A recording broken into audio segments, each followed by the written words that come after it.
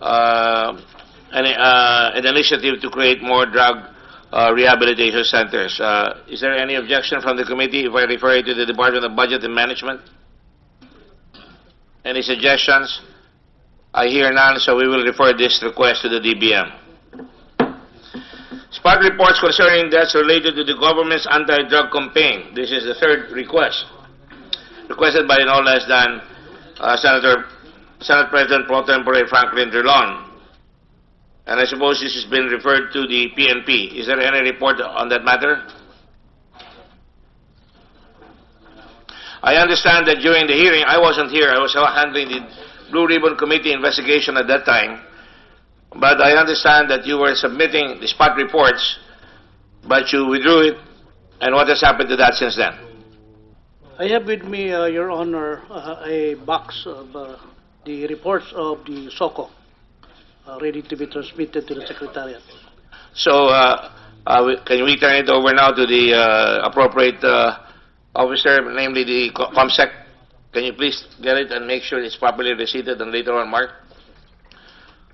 Are these the first markings of this committee? Okay, so the first one should be appropriately marked. All right. Thank you very much, gentlemen. I would like to welcome all the other senators here present. In the meantime, Senator Laila de Lima to my left, Senator Trillanes, second to the right of Senator de Lima, and to the right of Senator Trillanes, of course, the lovely Senator Grace Poe. That made her day. Anyway, of course, Senator Lacson is on my left, and of course, on my right, farthest right, the late Senator Angara. I'm sorry, Senator Angara, who came in a little late. And of course, it's always good to have a smile from them. And please behave yourselves. I caught you talking a while ago with Senator Zubiri is on your left. Maybe we should separate you both because you talk too much. And of course, on the left should be Senator Pacquiao, not only the world champion 8 times over, but now distinguished senator. On that note, let me just go on. These are just housekeeping. You know, forgive my hesitation to make certain rules right away, but this is the first one of them. I'd like to emphasize that there will be rules in this committee, as you all know. Number one, no witnesses shall be presented unless they have previously submitted affidavits to the committee chair. There shall be no surprise witnesses, and only under exceptional circumstances will we allow that, if we have to. And that will be upon consideration of the rest of the members of the committee. And this is pursuant to Section 16 of Senate Rules Number 5. Resource persons, as much as possible, should provide positions papers prior to the committee hearings. And all requests for documents should be provided beforehand so that we don't have to ask it formally, so that we'll just do the formality of marking them during the hearing.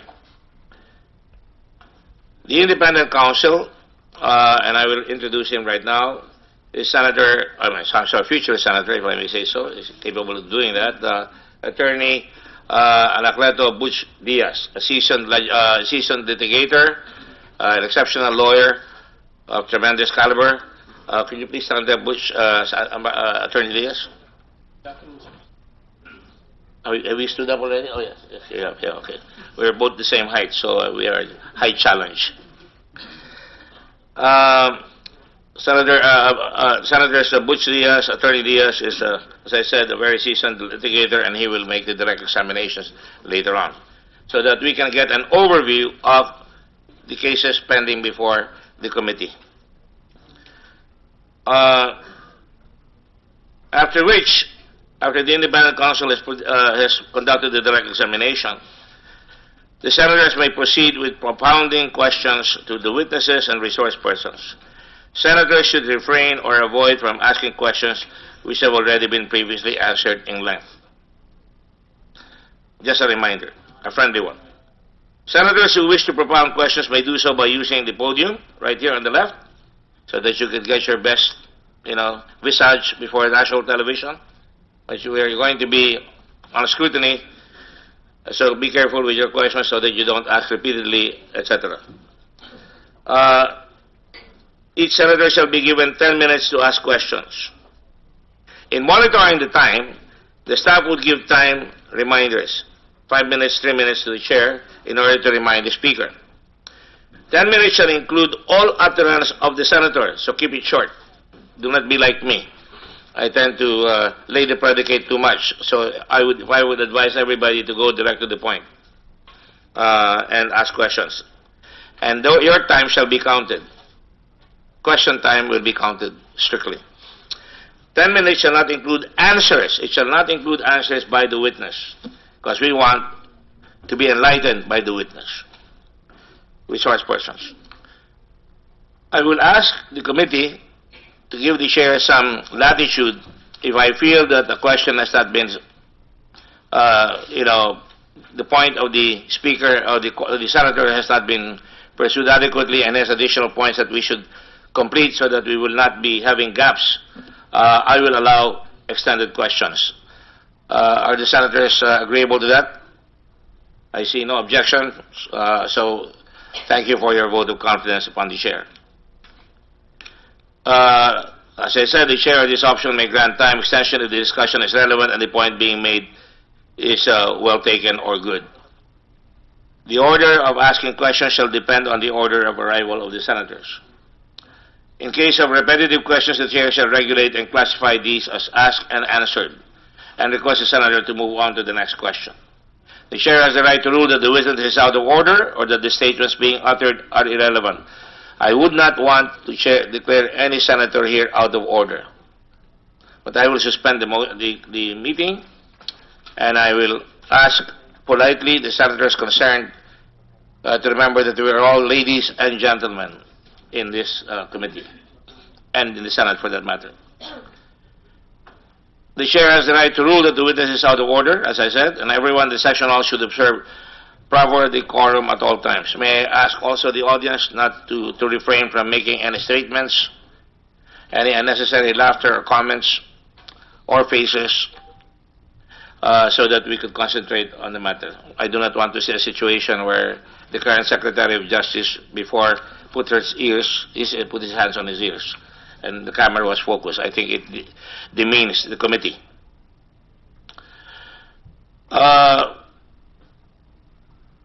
To ensure clarity and brevity of the proceedings, so we will be able to expedite these obligations, we have sought the services of Attorney Anacleto Diaz, and I shall now make a preliminary statement while you leave, and I'll try to keep it brief. We continue with this hearing of the Justice Committee in order to ferret out truths about our current situation and to craft legislation responsive to the problems not only of today but also of tomorrow and meaningful to all, especially the least of our brethren. Our country is in dire straits. We have recently discovered the colossal extent of our drug problem.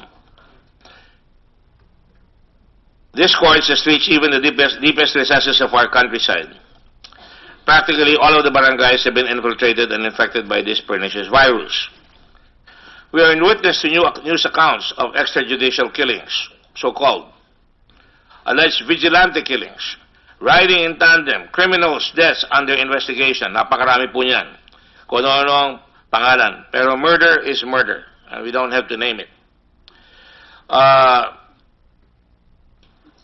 These, while our youth, the future of our motherland, continue to be poisoned by illegal drugs, distorting not only their cognitive faculties, but also warping their sense of right or wrong, and certainly interdicting their future. If we do not address this post-haste, the consequences to our society will indeed be tragic. This Senate has seen a coterie of initiatives, of bills, that wishes to address this problem. We have a lot of pending bills, especially on the Committee on Peace and Order involving drugs, and we have had some hearings already on that matter. We do not have to look far into the past to know the horror that the drug menace can bring in.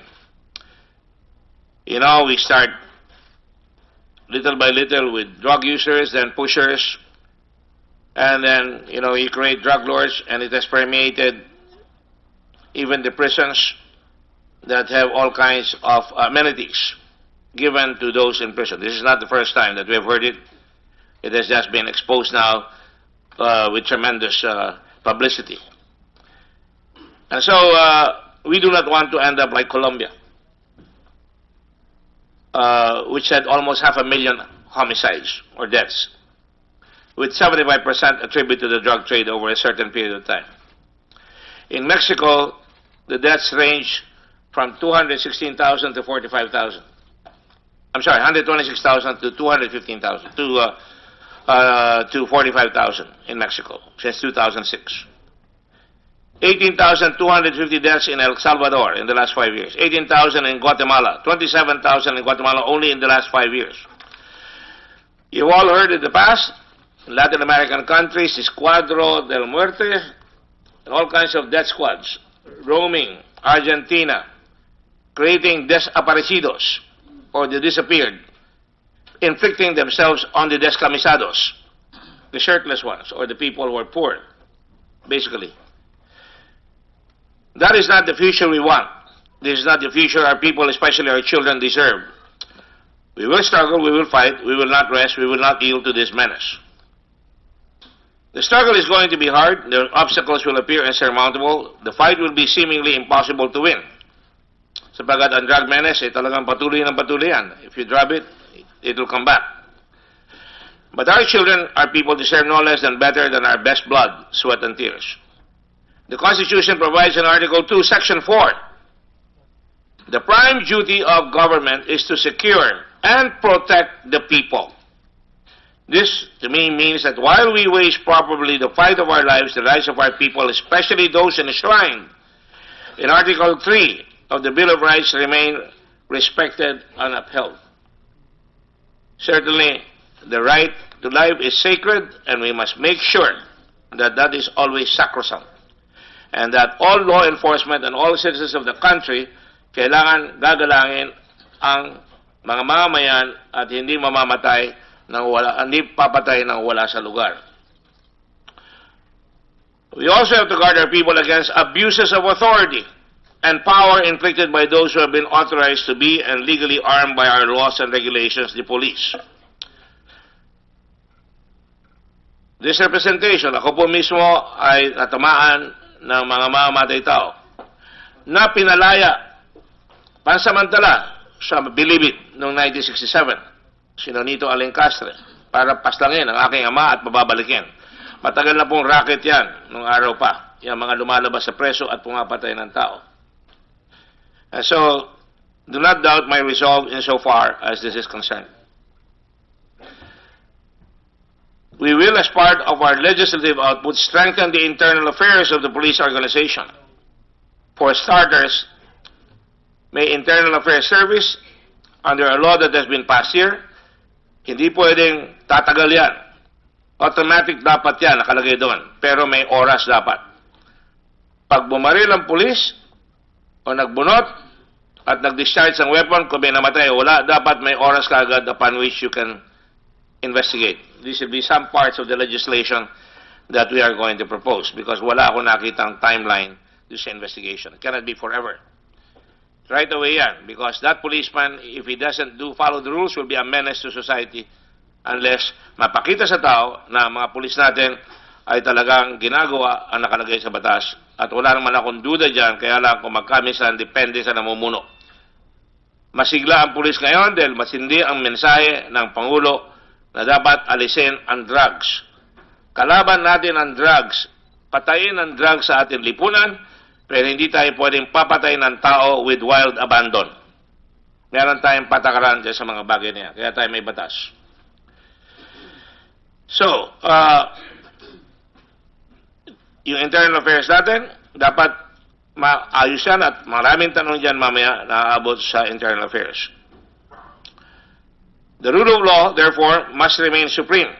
In fact, in my emergency powers bill that I proposed the other day, walang writ of habeas corpus, ang sinabi ko, a writ of salus populi es suprema lex. The welfare of the people, the health of the people, is the supreme law. And that is important. Dapat ang kaligtasan, ang kalusugan, at ang kapakanan ng tao ang pinaka-supreme na law. Hindi na kailangan yung tinatawag na habeas corpus or martial law o ano man dyan. Ang kailangan yung talagang self-imposed discipline na kinakailangan recognition of the rule of law. We will not throw the rule book or the rule of law out of the window. And this committee, this Senate, and this Congress, I'm sure, will support the President all the way when that is applied. The rule of law must remain supreme. Its majesty must remain unsullied. For if we refrain from following the law, this is what could happen. And this is my ending, and I remind you of this ending. Those of you who have not seen or read The Man for All Seasons talks about St. Thomas More, patron saint of all lawyers. And he was a man who was standing by his principle. At that time, there was already the axe of death pending on those who will oppose His Majesty the King of England. And there were people, of course, who were intriguing against St. Thomas More at that time. And so this discussion.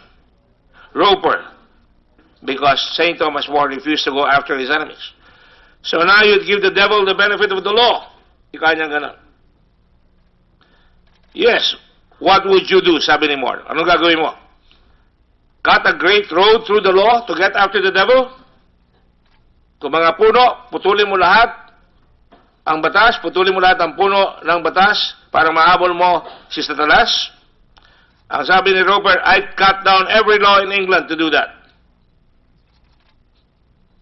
Ang sabi ni More, oh, when the last law was down, kung wala ng batas,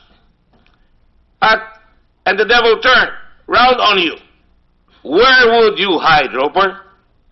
Saan ka magtatago? Saan ka kukubli? Kung wala ng batas. Roper, the laws all being flat. This country is planted thick with laws from coast to coast.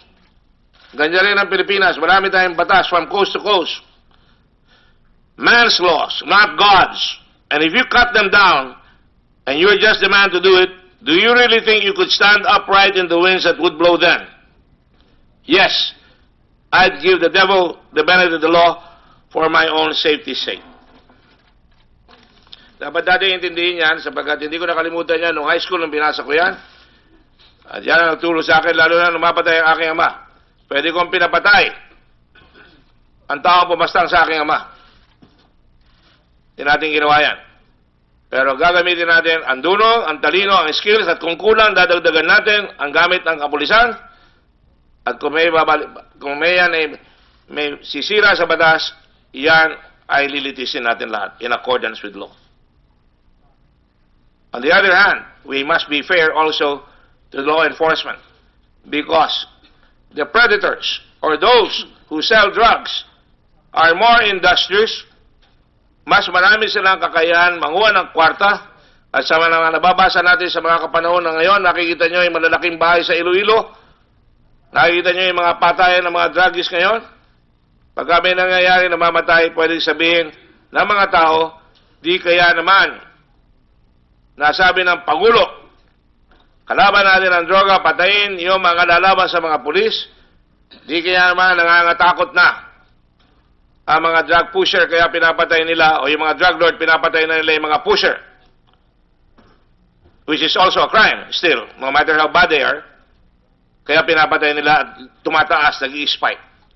Di kaya naman tumataas ang pagpatay ng mga tao, lalo na nang tanggalin ang maskara ng Pangulo, yung 5 general.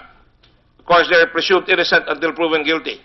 But that sent a very strong message to the world and to the country that there is a no-nonsense campaign against drugs. And because of that, yung dating mga pulis na may kasalbahian sa kanilang kaluluwa, ay diniligpit nila yung dating tumutulong sa kanila para magpayaman sa pamamagitan ng pusher.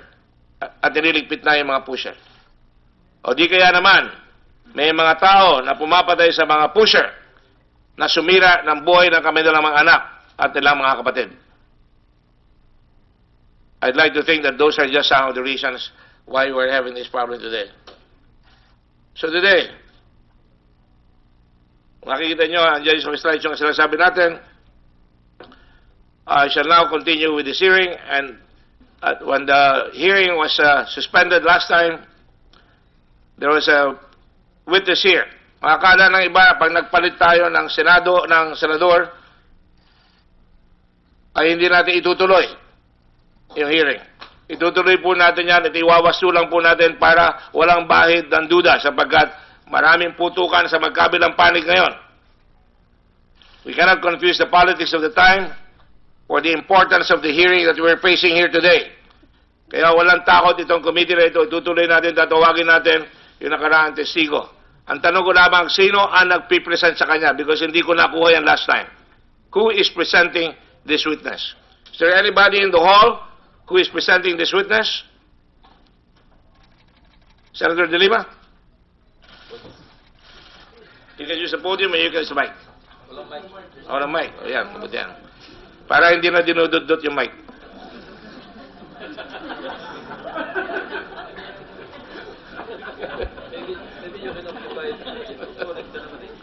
I'm glad Senator Trillanes is now smiling. Where shall I stay? Here or there? You can sit here if you like, beside me. Shall we proceed? Ito naman ang auto na resolution. Sige na.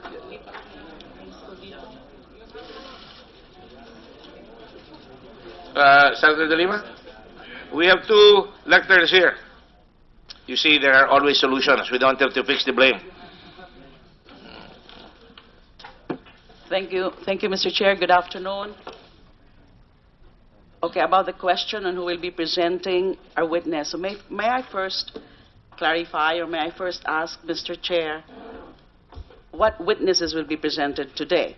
Because as far as I can recall, before I turned over the chairmanship to the new chair now, we sent notices to several resource persons and several witnesses, including the witnesses coming from the CHR and Mr. Edgar Matobato, the one presented during the last hearing, last September 15. So first, may I know whether the witnesses from the CHR have appeared today in compliance with the letter invitation? I will ask you that. I did not change anything. I didn't even change the date of the hearing. You're all aware of that. Yes. Having been aware of that, the chair chose to continue with the witnesses, and they were all sent notices as previously done. And unfortunately, the CHR said that they cannot send that. I am surprised about that because they had no reason to presume that the Senate was going to postpone the hearings just because there was a change. It's called continuity. However, I will read the letter of the CHR. You can take a look at it. The letter reads, you know, I don't like these slides sometimes because they try to strain your eyes. Can you make it bigger, please, so that we cannot make our eyes bigger, but you can make the letters bigger? I will read it for you. Dear Senator Gordon, it is with sincere apologies to the Honorable Chairman of the Commission on Human Rights that the Commission on Human Rights will not be able to attend the Senate inquiry on extrajudicial killings tomorrow, September 22, 2016. With the recent developments in the committee, there was uncertainty on the schedule of the hearing and the presentation of witnesses. It was only this afternoon that the CRR was advised that the hearing was to proceed as scheduled. I just want to say here that in open session yesterday, we announced that it is going to be continued. And I also said that we are going to continue the hearing 2 days ago. That was not on I also announced it on television and radio. Given that the CHR does not have enough time to mobilize resources to secure the presence and transport of the witnesses before the Senate inquiry on the said date, rest assured that the Commission will produce the witnesses at the next hearing. It is requested that the Honorable Committee give the Commission at least 5 days' notice before the scheduled hearing. Hoping for your kind understanding, God bless. Very truly yours, Gwendolyn Pimentel, Ghana. Commissioner. Thank you, Mr. Chair. So there are no witnesses from the CHR right now. With respect to the other witness, the one presented last September 15, since we know that there's going to be a hearing today, so he has been brought here to the session again to continue with his testimony. Now, I heard among the ground rules earlier announced by the good chair that no witness will be presented if there is no prior affidavit or statement executed by said witness. May we confirm that, Mr. Chair? If that is this... That is what I read, and this is That is the- prospective in effect. Unfortunately, unless he can present an affidavit here, I will have to go by what has been testified here previously. He went here on his own volition, I presume. Yes. He raised his hand. He's already under oath. Yes. We shall continue with his testimony. Yes, We will not waste time.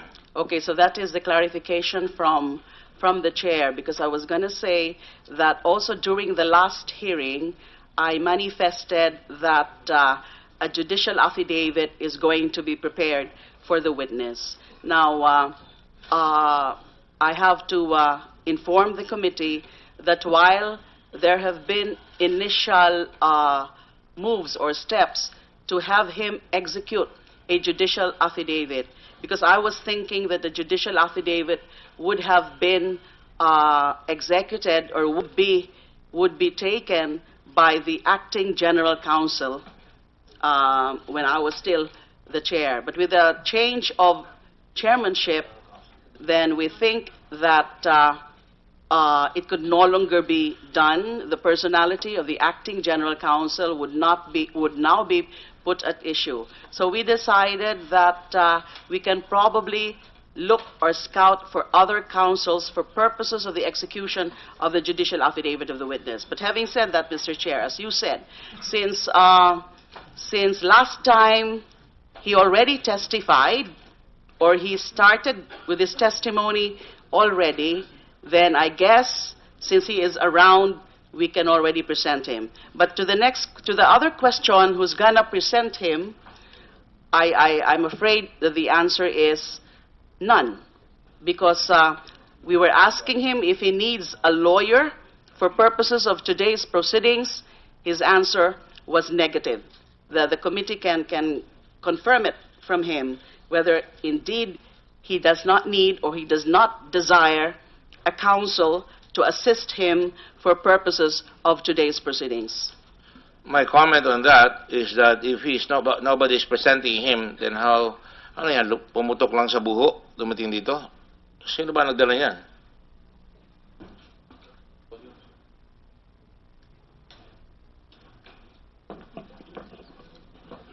Well, Mr. Chairman, just full disclosure, a few days before the hearing, Senator De Lima requested for my assistance to bring him to the Senate. But I didn't handle him legally. And after the hearing, since it was decided that the committee will provide the protective custody, he was temporarily placed in the Senate grounds, but later on during the evening, the Senate President decided to deny the recommendation of the committee chairman, and that was the reason why he was evicted.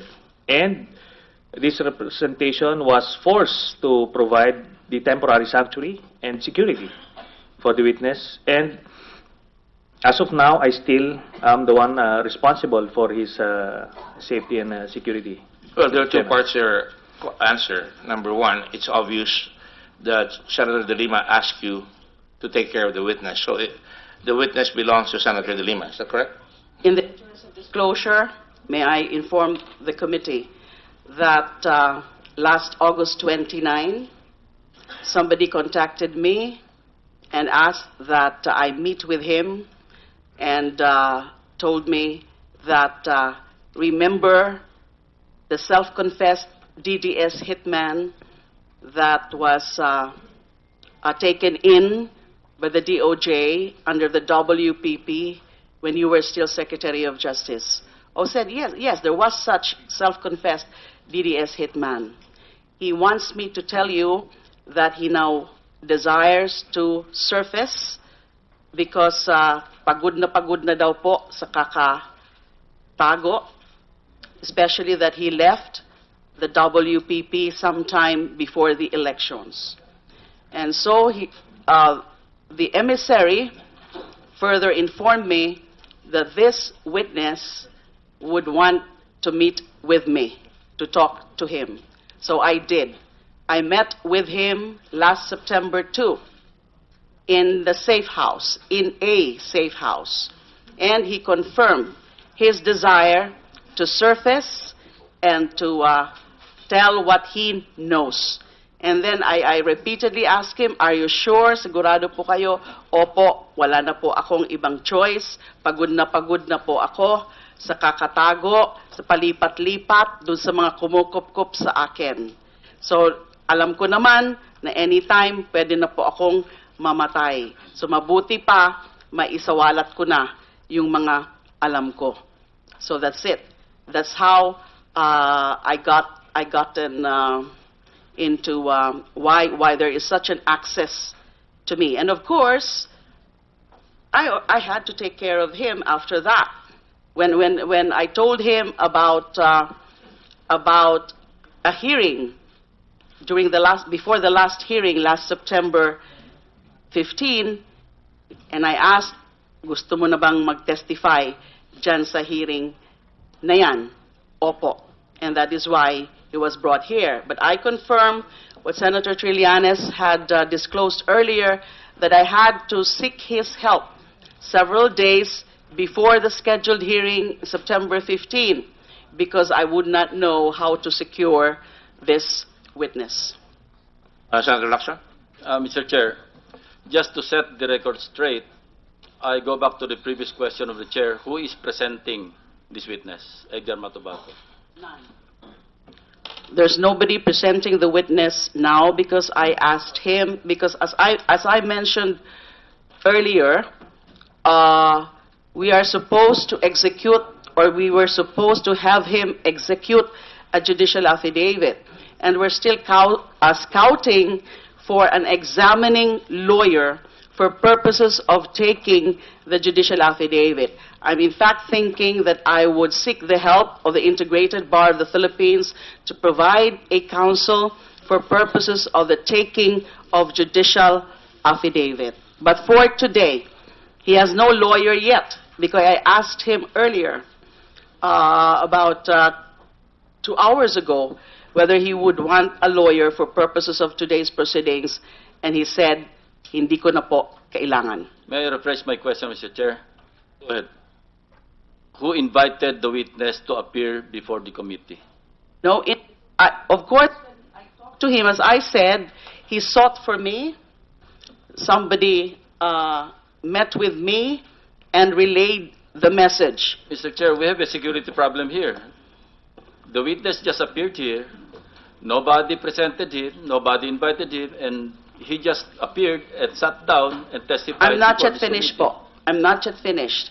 So since the witness Senator De indicated... Lima is recognized. Please ask the permission of the chair before you are... I'm sorry, Mr. Chair, I'm Thank sorry. you. Just for purposes of having a good discussion. Go Thank ahead. you.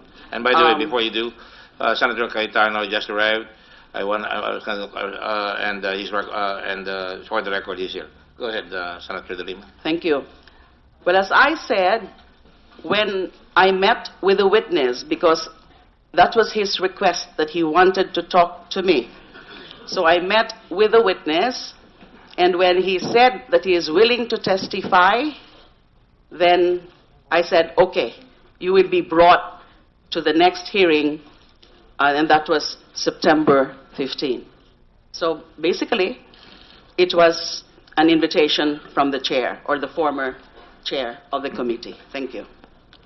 Mr. Chairman. Mr. Chair, Just continue the debate here. Go ahead. I do not wish to belabor the issue. I've heard enough, and I will not ask any more questions, Mr. Chairman.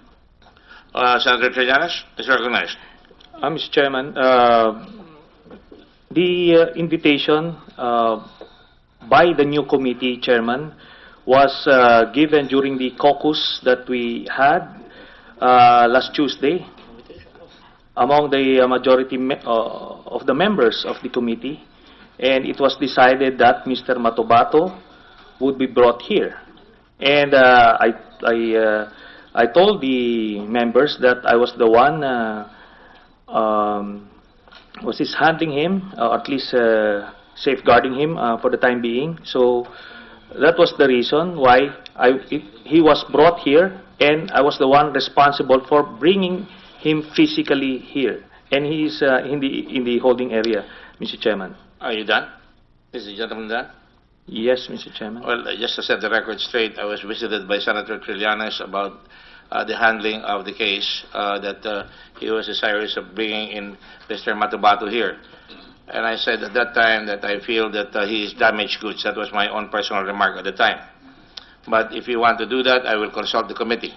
And that's why we met here and caucus here. And there's no secret about that. The concern here is not about his presence here, but who is going to present him. Obviously, Senator De Lima has been meeting with emissaries on this person who, by the way, was on the Witness Protection Program previously. And he left the Witness Protection Program. So I do not want to make it appear that he is a hunted man because he left on his own volition. Nobody left, nobody told him to leave. Wala nagsabi sa kanya, umalis ka sa Witness Protection Program. And then all of a sudden, after having had the discourtesy of yung mga ginagawa ng Department of Justice para sa kanya, iniwanan niya, ngayon, biglang lalabas yung witness na yan. At sasabihin niya, pwede siyang umarap. Kung gusto niya umarap dito, pwede. Kailangan ko lang sino ang magpipresent sa kanya because hindi naman pwedeng uupo na lang siya dyan at hindi naman pwede sabihin niya na wala siyang judicial affidavit today. I will let him sit down here and we will ask questions upon him. And that is, I think, the pleasure of everybody. I'm not a one-man team here. That's why we have a committee. Go ahead. Mr. Chair, I believe that the issue of who's going to present the witness now is inconsequential because he already testified previously. And therefore, he would now be asked further questions from the members of the committee. All right. And that is why the only issue is who is going to present the witness. We have already decided that he will come here, so there should be no deliberation on that anymore. And Senator Lacson has interposed no objection. Go ahead, Senator Cayetano. Good afternoon, Mr. Chairman. Mr. Chairman, may I just put on the record that I agree with the chairman that the chairman usually sets the rules as to the witnesses that will be presented, although the committee can overrule. Even Senator Pimentel Sr., when he was Blue Ribbon Committee, demanded they demanded affidavits, not only to protect the witness, but to protect the Senate and the image of the country. Because with 100 million Filipinos and any nationality, there are crazy people out there. You can practically get anyone to say anything against any politician and just sit there. No? That's why the chairman usually puts a bar, and I will agree with the bar that the good chairman will put, because he was once Blue Ribbon Committee chair, and he implemented the same, and that Senate agreed with him. Having said that, Mr. Chair, I want to raise a second issue. I did not have that chance to ask the question last hearing. If Mr. Matubato was admitted to the WPP on November 25, 2014, and left on May 4, 2016, I asked this question sa media kasi hindi ko natatanong dito. Bakit hindi nag-file ng case ang DOJ nung sila nakaupo at sila may hawak sa witness? Ang narinig ko po sa media na sagot, ayaw mag-testify ni Mr. Matubato. So, my question is, and sana may taga-DOJ dito, pwede ba yon, sir, na nasa witness protection ka but you refuse to testify? Ang alam ko, i-admit ka lang sa witness protection if you will be a state witness or you agree to testify. Kasi kung hindi, lahat na lang ng suspected ngayon na drug lords papasok sa witness protection but they will not testify against yung colleagues nila sa droga. Baka 100,000 ang pumasok sa WPP at gobyerno pa ang gumastos, Mr. Chair. Because I ask this, Mr. Chair, because it will go directly into the credibility of the witness. But if it's for me to ask it later on to him, but I thought it appropriate to ask it now, Mr. Chair, before we put him on. Because nalilito pa ako, how could he be in the WPP during that time kung hindi siya testify? Secondly, may affidavit ba required kung papasok ka ng WPP? Kasi ang sinabi ni Mr. Matubato, wala naman daw siyang affidavit kahit dati. Pangatlo, shouldn't it be in the records of the DOJ? that he was in fact a member of the WPP. Of course, anyone and the former secretary can answer if you wish. And I leave it to you, Mr. Chair, if you want this answered later on. But I just wanted to put that on record, Mr. Chair. Chair, just to respond very briefly, I don't think that was the answer. Whoever was asked about bakit hindi present, hindi nag-file ng kaso, and then the answer supposedly, whoever gave that answer, is that dahil ayaw mag-testify. Wala pong ganun na nag-claim na ayaw mag-testify. Because precisely when this witness approached WPP, I had to interview him very, very briefly. He had some very few information, but he readily said that he used to be, according to him, I'm just citing his statement, he used to be a DDS